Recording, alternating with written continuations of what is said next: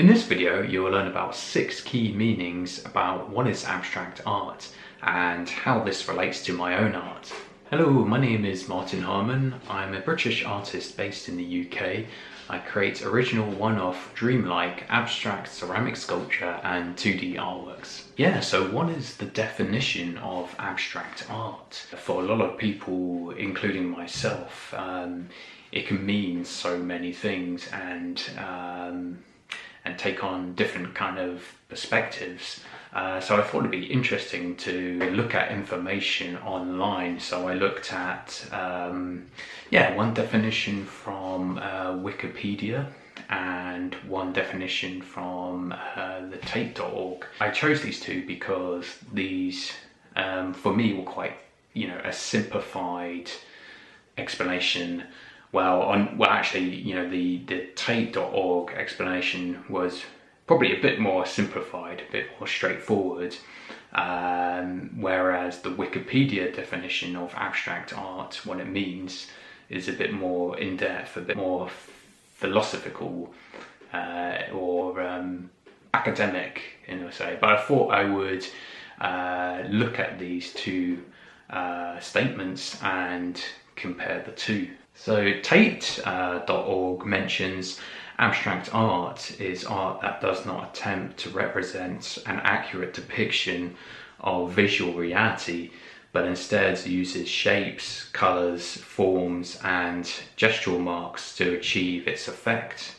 Relating to this, Wikipedia mentions abstract art uses visual language of shape, form, colour and line to create a composition which may exist with a degree of independence from visual references in the world.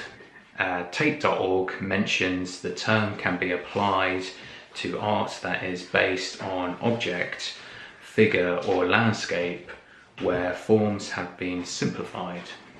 Relating to this, Wikipedia mentions abstraction indicates a departure from reality in depiction of imagery in art.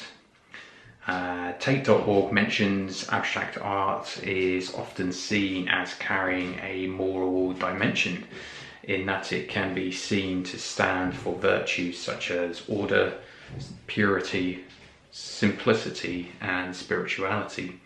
Relating to this, Wikipedia mentions Western art has been from the Renaissance up to the middle of the 19th century underpinned by the logic of perspective and an attempt to reproduce an illusion of visible reality.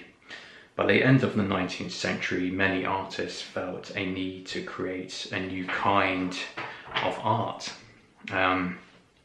which could encapsulate the fundamental changes taking place in technology, science and philosophy. Hello everybody, and so welcome to the Gallery of Curiosity. So all of the artworks you see in the Gallery of Curiosity have been created within the year of 2020. So this artwork is titled I Want to Believe. So I created this because I wanted to create a space to enter and use these barcodes as a way to symbolize almost like a belief system to enter into, and then use these thick kind of acrylic paints on top of this collage to create kind of depth and to enhance that space. This piece is called The Sweet Taste of Barcodes, and again it's another collage painting using barcodes and using the circle to draw the eye into the space, and again it's kind of dealing with belief and belief relating back to like the society we live in. So a lot of my paintings or my artworks deal with space and belief and then tying that into things that are recognisable within the society. This one's called Industrial Splurge, and again it's another collage painting made up of these barcodes, and again using a circular space for the eye to enter. And Yeah, and again, it continues with this series of belief, and then using barcodes to kind of represent that in a kind of modern day, almost like a modern day kind of twist, and then using these paints, these just household paints, to create depth. This one is called Rising Sun. It's a ceramic sculpture, and this piece is being made as part of a series of other open sculptures, and it relates back to ideas of looking at Stonehenge and stone circles. As with a lot of my artworks, I try to create artworks that evoke kind of curiosity, and in a sense they all deal with some kind of spiritual or belief kind of aspect that relates to looking at those monuments. This one's called Glimmering Depths of Motion. It's another painting, a smaller painting this time, and again I've used a circle to draw the eye into the inside space, and again it kind of deals with this kind of belief and spirituality in a sense. It's more of an experimental piece, I guess, because I was using kind of new kind of techniques to create that piece, like pouring paints on top of the canvas and seeing it kind of move across the surface.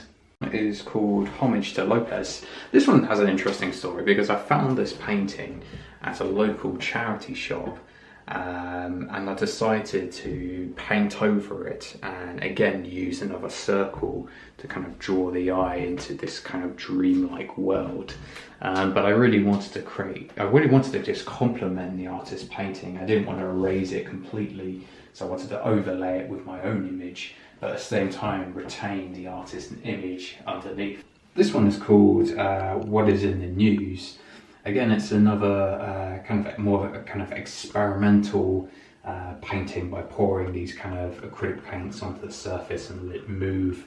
So this is, they call this acrylic pouring, and so I was playing around with that. And again, I used a circle to draw the eye into the inside space, and then use these newspaper cutouts to relate that back to the society we live in.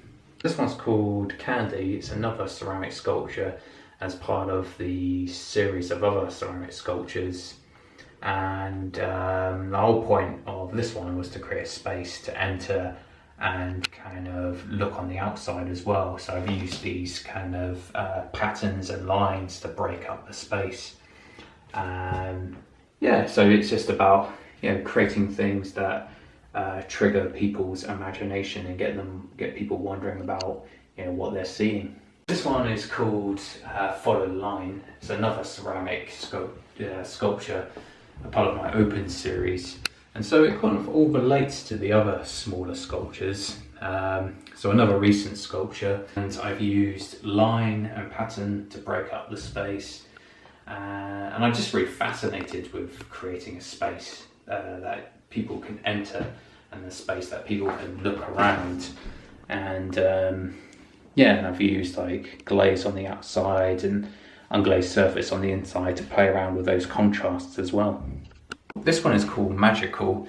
This is one of my more recent collage paintings, and I've used these newspaper cutouts in the background to kind of bring it back to society, so something that people can understand.